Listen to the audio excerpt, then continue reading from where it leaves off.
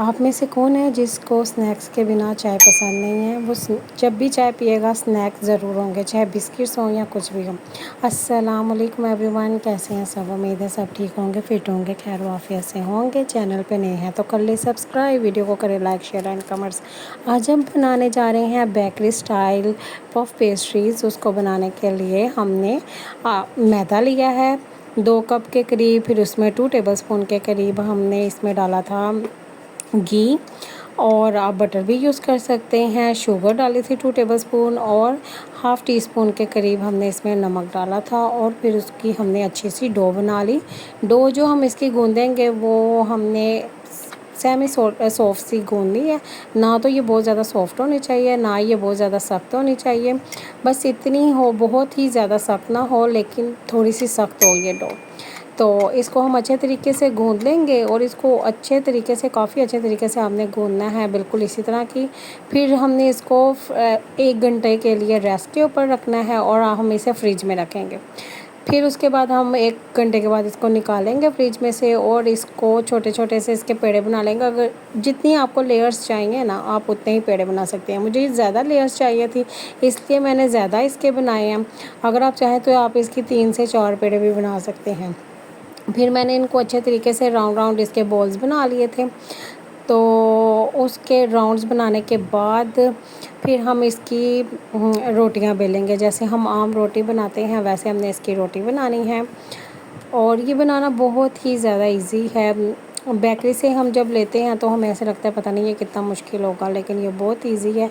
इसको मैंने without oven बनाया था और ये बहुत अच्छा बना था। अब हमने इसकी एक एक करके रोटियां बनाते जाएंगे, और रोटी जो हमने काफ़ी बारीक सी बनानी है, जैसे पफ पेस्ट्रीज की होती है। तो फिर उसके ऊपर हमने इसके ऊपर लगाना है बटर। बटर आपने अच्छे तरीके से लगाना है और भर भर के लगाना है, और आपने कोई कंजूसी नहीं करनी बटर लगाने में। फिर हमने इसके ऊपर दूसरी रोटी रख देनी है, फिर इसके ऊपर बटर लगाएंगे, फिर इसके ऊपर दूसरी रोटी रख देंगे। तो इसी तरह जितने आपने बॉल्स बना कर रखे हुए थे उनकी रोटियां बनाते जाएंगे, ऐसे बटर लगाते जाएंगे और उनके ऊपर रोटीज़ रखते जाएंगे। तो इसी तरह करके ये मैंने सारी रेडी कर ली थी। तो अब हमने ये मेल्ट होना स्टार्ट हो गया, क्योंकि गर्मी बहुत ज़्यादा है। अब मैं इसको रखूँगी फ्रिज में कोई आधे घंटे के लिए या 20 मिनट के लिए भी आप रख लें तो ठीक है। 20 मिनट फ्रिज में रखने के बाद मैंने इसे फ्रिज में से निकाला था। इसको अच्छे तरीके से हल्के हाथों के साथ बेला, और इसकी एक बहुत बड़ी सी रोटी बना ली थी कि इसकी लेयर्स जो हैं वो डिस्टर्ब नहीं होनी चाहिए। यहाँ पे पता नहीं क्यों इस एंगल में ये बन गई, वरना मैं तो सेम एंगल में ही बना रही थी वीडियो।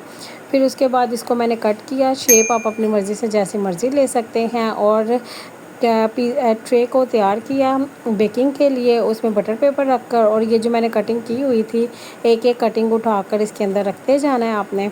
और जी फिर अगर आप पतीले में बना रहे हैं तो पतीले को आप पहले से प्री हीट कर लीजिएगा, और अगर आप ओवन में बना रहे हैं तो उसका मुझे आइडिया नहीं है, क्योंकि हमेशा उसमें जलते ही हैं मेरे, मुझसे नहीं ओवन में सही बनते।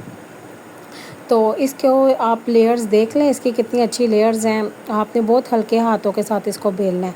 फिर उसके बाद हमने येलो पार्ट लिया था एग का, और उसको हमने इसके ऊपर लगा लेना है। सारे के सारे के ऊपर अच्छे तरीके से लगा लेंगे आप इसको। और अगर आप चाहें तो आप इसके ऊपर तिल भी लगा सकते हैं, कलवंजी भी लगा सकते हैं। और लेकिन मैंने तो चीनी लगाई थी, क्योंकि ये चीनी वाली ही होती हैं ज़्यादातर। जो मैंने तो जितनी भी देखी हैं वो शुगर वाली ही होती हैं।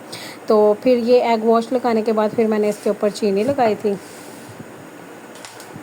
थोड़ी थोड़ी सी रख दी थी, और बहुत अच्छी बनी थी। पहले मुझे ऐसे लग रहा था कि ये मेल्ट हो जाएगी और इसके ऊपर नहीं आएगी, लेकिन इसकी वजह से शाइनिंग भी बहुत ज़्यादा आ रही थी इनके ऊपर जब हमने इसको बेक किया था, और ये बहुत अच्छे तरीके से बेक भी हो गई थी।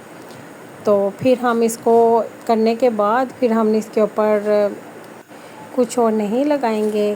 तो और हम इसको बेक होने के लिए रख देंगे। बेकिंग में इसको तकरीबन 25 मिनट लग गए थे, 25 से 30 मिनट लग गए थे। तो ये बहुत अच्छे से बनकर रेडी हो चुके थे, और फिर हमने इनको निकाला और फिर हमने इनको खाया। ये बहुत मज़े के और बहुत खस्ता बने थे, इतने ज़्यादा खस्ता बने थे कि इनको मुंह में रखते ही ये घुल रहे थे। और ना तो ये कच्चे थे, बिल्कुल परफेक्टली ये बेक हुए थे।